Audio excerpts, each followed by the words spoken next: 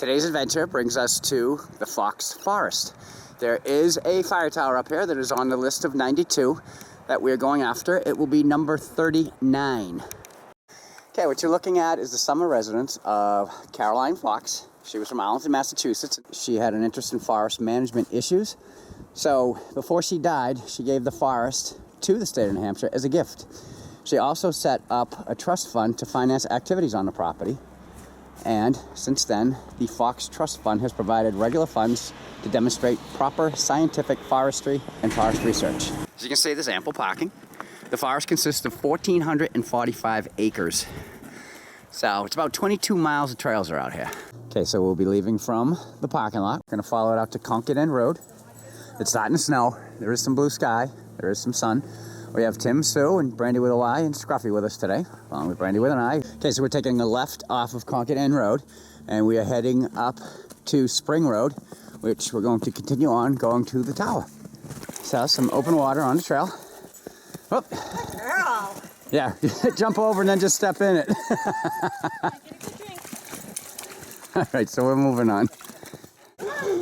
So the ridge trail will go off to the right, and that is the way that we shall go.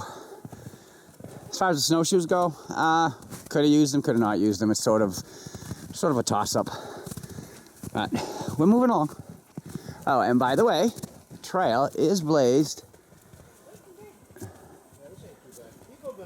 in red. Continuing on our trek up to the tower, another open water area. Snow kind of makes it pretty in here. With a little bit of an incline. It can be a little slippery with the snow here. We have no traction on, no micro spikes, and like I said, we didn't bring the snowshoes. But overall, we have not had a problem making our final approach to the tower. Walking under the tree dome of a fallen tree. This is a memorial tower. The research we did says that it was built in 1934 and it was intended for fire detection. I've also read that because it was never big, even the original one, that it was mainly to look over the forest. The research that they do here at Fox State Forest. There's the view that we're seeing, standing on the little tower. Supposedly you can see Crotchet, Monadnock, and Kearsarge South out there. I'm not sure where they are, so I'm not even going to try to point them out. Saying that the steel that was used to build it, probably came from the original tower that was here. I couldn't find any information on how tall it used to be. And like I said, this controversy on whether or not it was built to overlook the research here in Fox Forest, or if it was used for fire detection. But either way, on our continued quest to stand where there are towers stood, or were proposed, we are here at number 39 out of the 92. Easy. Oh, what a good girl. The dogs are getting their treats. Brandy looks like she's smiling. Okay, we're gonna leave the tower. We're gonna take the Monroe Hill Trail. And just in case you're wondering, we've gone about a mile to get to the fire tower. Well, the outlook tower, or the little itty bitty tower, whatever you want to call it. Moving on. Okay, so this trail here is blazed in white. Either that or we're on the AT. We're a couple of years early on that, but here we go. So we've met back up with the Ridge Trail. As you can see, we are back to red blazes. We are no longer on the Appalachian Trail. Anyway, that's gonna head down this way. It's turning out to be a really, really nice day. Look at the sky now. It's just nice out. No wind. Temperatures are great for a hike. And we're moving on. Okay, so you can see the numbers on these trees. What we've encountered is what's known as a study plot here in the Fox State Forest. And they number every single tree in this plot. They've been studying the trees since 1952. So as you're going down the trails, you kind of got to come off a little bit to see the numbers because they're written on the back. Probably because it's not very pretty looking to be walking along the trail seeing numbers on the trees. The trail itself is not hard to follow at all. It's very, very well blazed. That's where we came from, and this is the way that we're headed. We'll be headed back down to Concord End Road, and we're going to go down and check out the cemetery that's down there, and we'll show you that when we get there. Right now we just crossed over Concord End Road. We're going to continue to follow the Ridge Trail. We're going to follow that up to Oak Lot Road, which is going to be a loop, and it will end us up, bringing us back down Concord End Road. So, we're headed off. This part of the trail is flat as we're heading out to the road. I don't know if you can see or not, but Tim is breaking trail. No one's been out here since the snow fell. So we come to the junction with Oak Lot Road, which is what we were looking for.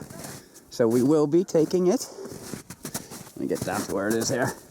There are all the trees. You can see it right there, dead ahead of us.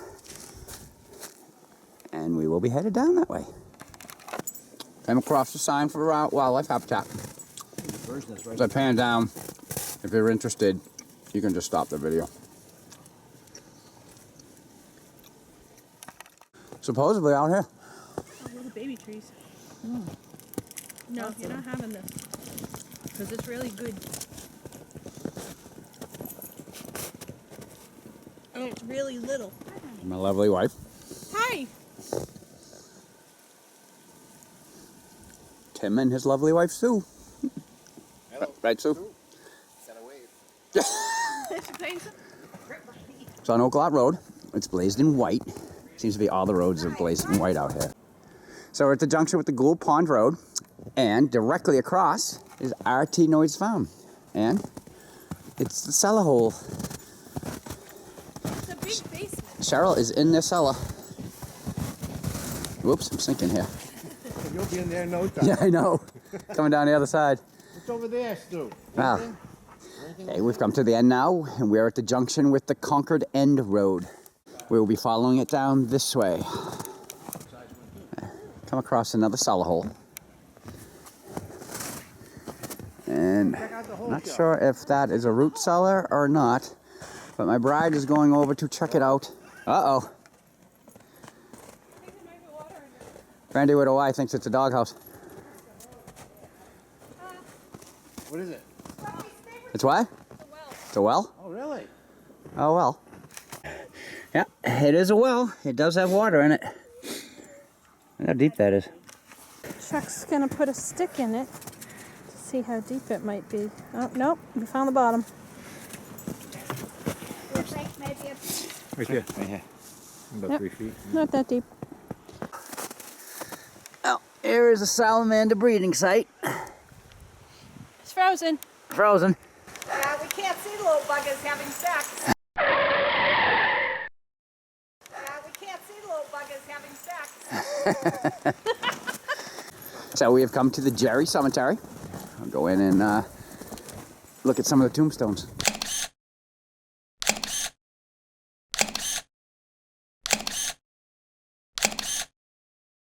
So from the cemetery, we got back onto the Ridge Trail, which we're going to follow back down to the parking lot.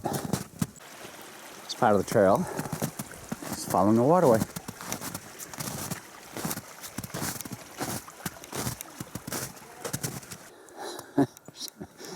Cheryl's summiting a volcano. Whoa! Okay? Don't hurt yourself. We're not carrying you out.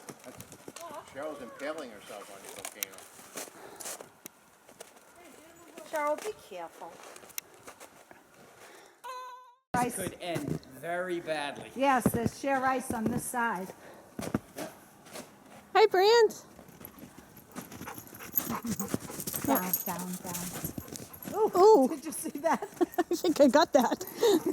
Yeah, I think she sunk in. Be careful. Jeez, you too. I think we're making Sue nervous. Well, do you I see have the conquered. ice? I came, I saw, I conquered. Okay. Now you're gonna jump. Now up you like, gotta get down. you jump like Cheryl does.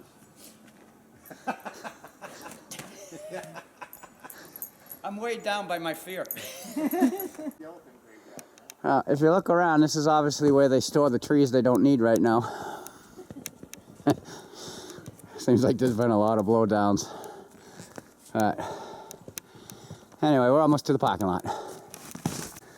So we are back to the parking lot. We did a total of 5 miles. Had a great time, and speaking of time, Sue, how long? 3 hours. Took us about 3 hours. We are back. We found the fire tower, number 39. We found some marked trees. we just had a general good time as usual. A lot of laughs. So the only thing left to say is The end.